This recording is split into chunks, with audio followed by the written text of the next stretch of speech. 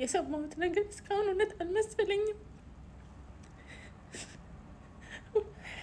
እንዴት ይሄንን እንዴት ማመን ይቻላል?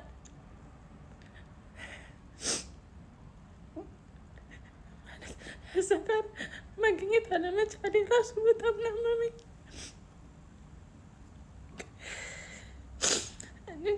ለቤተሰቦቹ እግዚአብሔር መጽናኛውን ይስጣችሁ። የሁላችንንም ሳቅ ነው የወሰድክብን። እነዚህ ማመን ማለት ነው። ያንተን መቀበል አልችልም ወንድሜ። እዛ ጋር አለመሆኔ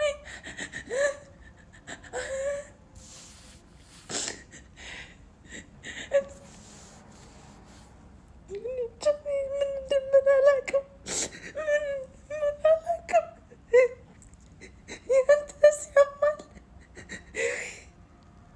ያንተስ ያማል።